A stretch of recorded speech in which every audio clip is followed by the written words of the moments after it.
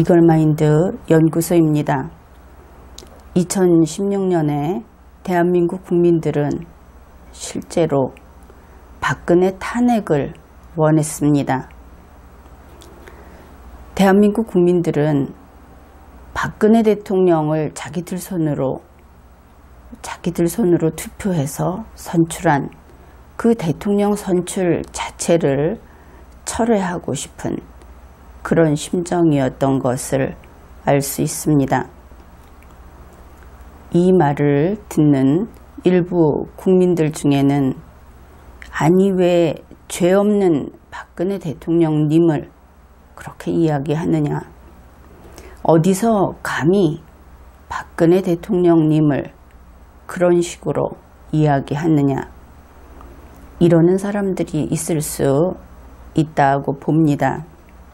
그러나 이제 그런 소리들 하지 마십시오. 누구든지 그런 이야기를 하게 되면 지금은 박근혜 대통령을 따르는 박근혜교, 신흥 종교, 그런 소리를 들을 것이고, 똑같이 문재인 청와대 대통령을 그런 식으로 어떻게 대통령 뒤에 님자를 붙이지 않느냐, 이런 소리를 하면 문재인을 모시는 신흥 종교의 신도로 오인을 받을 수 있습니다. 지금 이런 이야기를 하는 것은 박근혜 대통령을 지지하는, 언제까지나 그 사람만 대한민국 대통령이어야 한다고 하는 사람들이나 문재인 청와대 대통령에 대해서 똑같은 이야기를 하는 그런 사람들의 말을 전하는 것이 아닙니다. 그들 양쪽과 아무 관계도 없는 일반적인 대한민국 국민들의 이야기를 하고 있는 것입니다. 그것이 박근혜이건 문재인이건 노무현이건 이명박이건 상관없이 그들을 우리가 기억하고 그들의 이야기를 하는 것은 그들이 우리 국민의 일꾼이요 대통령인 공무원이었기 때문에 이런 이야기를 하는 것입니다. 2016년에 나온 뉴스를 보면, 그리고 그때 당시 박근혜 대통령 본인의 대응을 보면 국민들이 대통령 선출을 철회 안 하게 생겼습니까? 이것은 세월호나 혹은 얼굴 다듬느라고 공무원으로서 임무를 소홀히 했다, 이런 그런 비난의 차원에서 하는 말이 아닙니다. 대통령인 공무원이 헌법이나 법률을 위반하면 그러면 탄핵하는 겁니다. 바로 그럴 때 하도록 헌법이 정해놓은 제도가 탄핵제도인 것이지요. 그 당시 원로들은 그러니까 이것은 보수라고 이야기할 수도 있고, 또는 대체로 지도자급이라고 그렇게 일컬어지는 원로들은 당시 박근혜 대통령의 탄핵에 대해서 아주 부정적인, 그것을 반대한다는 것이 아니라 신중론을 펴는 그런 입장이었습니다. 지금 생각해 보면 그러한 원로들은 그들대로 존중받아 마땅한 그런 능력이 있는 사람들이었구나, 그런 생각을 하게 됩니다. 그들은 탄핵 이후를 걱정했다고 볼 수 있기 때문입니다. 현직 대통령을 탄핵하고 나서 대한민국 국민들이 소위 멘탈 붕괴 상태에 빠지는 것을 그들은 우려했던 것이다, 그렇게 보이는 것이죠. 그래서 그들은 박근혜 대통령에게 하야를 권했던 것이고, 또한 대다수의 국회의원들도 탄핵에 아주 소극적이고 또 쉽게 나서지 못하는 그런 주저하는 모습을 보였습니다. 이렇게 원로들이나 현실 정치인들이 주저하고 망설이고 겁을 내고 있는 그 순간에 오히려 아주 대담했던 것은 우리 대한민국 국민들이었다고 볼 수 있습니다. 대한민국 국민들은 믿었던 도끼에 발등 찍힌 느낌이었다 하는 것이죠. 막말로 열불이 나서 참을 수 없는 상태였다 하는 것입니다. 생각해 보십시오. 그 전까지 박근혜 대통령 얼마나 인기가 좋았습니까?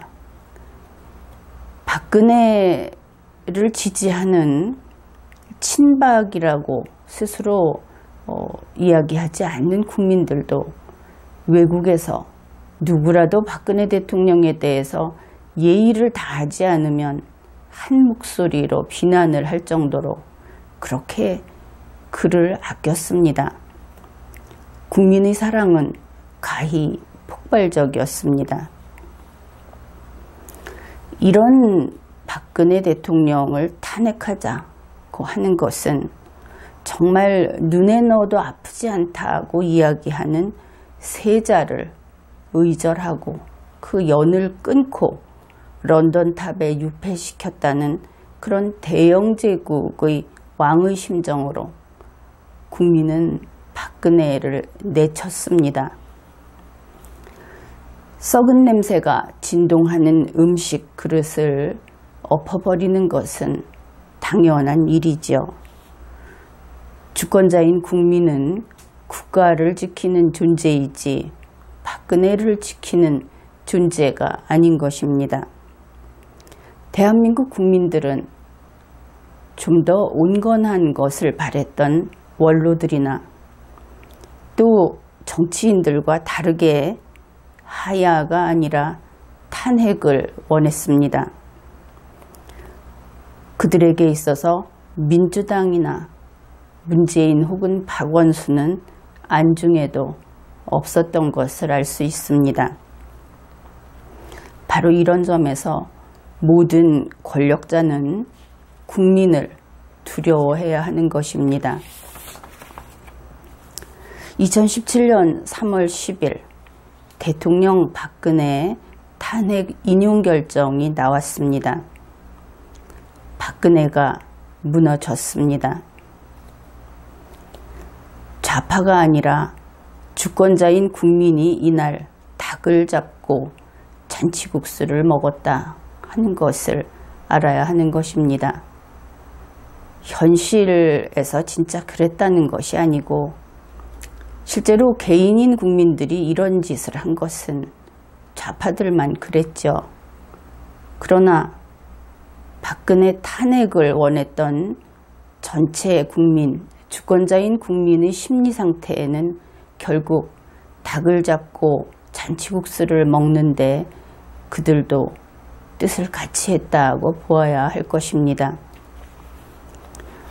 그러나 이렇게 박근혜를 내친 대한민국 국민의 가슴은 썩어 문드러졌습니다.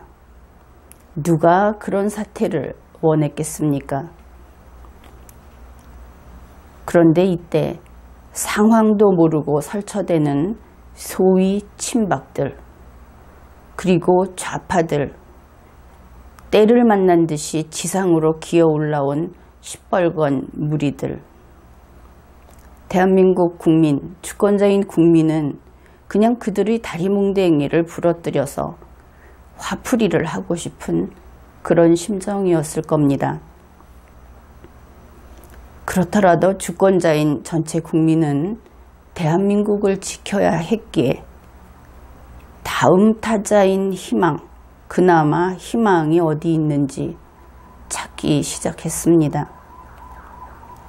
그때 나타난 것이 새로운 희망, 그것이 있었죠. 잘생기고, 그들은 그렇게 이야기합니다. 잘생기고 부패하지 않아서 깨끗한, 그리고 인권 변호사로서 정의감도 있는 좋은 사람 문재인이 나타난 것입니다. 게다가 문재인은 나라다운 나라를 만들겠다고까지 했습니다. 이런 문재인, 그것을 보고 우리 가슴이 무너진 우리 전체 국민들은 그래도 세계 10위권의 대한민국에는 이런 문재인이 있다. 그렇게 문재인에게 희망을 걸었던 것이지요. 2017년 문재인은 대한민국 국민에게 일말의 희망이었고 전 국민은 문재인이라는 희망에 기대서 그래도 죽지 않고 버텼습니다. 실제로 대한민국 국민은 박근혜 탄핵에 충격을 받았습니다. 탄핵은 박근혜에게만 아픈 것이 아니고 5천만 국민에게 모두에게 그렇게나 아픈 것이었죠. 우리 국민들은 심리적 트라우마가 생겼고 멘붕 상태에 빠졌습니다. 국민들은 참을성을 잃어갔습니다. 그런데 문재인은 국민을 나름대로 잘 속이고 속칭 국민을 잘 요리하는 사람이라는 그런 평가를 받고 있습니다. 그래서 2017년이 가고 2018년 새해 벽두부터 남북회담이라고 하는 또 다른 희망의 폭죽을 쏘아 올렸습니다.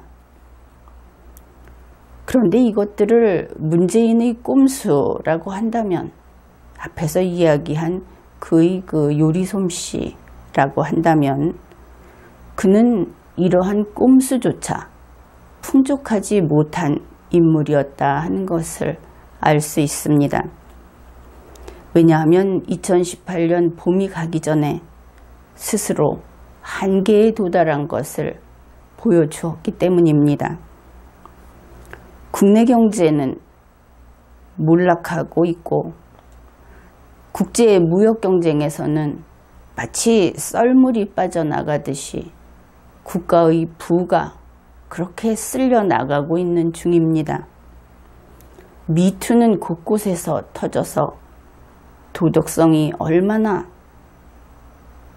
무너져 있는지 그런 것을 드러내고 있고 드루킹 사건으로 한참 들끓더니 그것이 새로운 것이 아니라 2012년에도 했던 짓이다 하는 보도가 나왔습니다. 그 스스로 국경선을 무너뜨려서 이제는 안보 위기에 국민들은 불안해하고 그뿐 아니라 세계 각국으로부터 이 대한민국이 쌍껏 취급을 받고 있습니다. 심지어 김정은이에게까지 그런 대우를 받고 있습니다. 사실 문재인 청와대 대통령은 애초에 그로서는 너무 힘든 길을 걸어왔던 것이지요.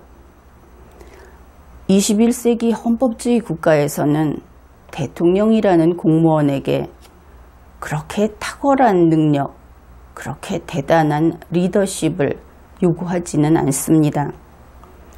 정신 바르게 들어있고 그리고 헌법과 법률을 지키는 그런 사람이라면 누구라도 대통령인 공무원 그 역할을 할 수 있는 것이 21세기입니다. 그렇긴 하더라도 적어도 60-70% 정도의 리더십은 있어야 그 대통령의 의자에 앉아서 그 업무를 감당할 수 있겠지요. 그런데 그 자리에 겨우 2-3%짜리 리더십의 소유자인 문재인 씨가 앉은 것입니다. 그때부터 불행은 시작된 것이지요.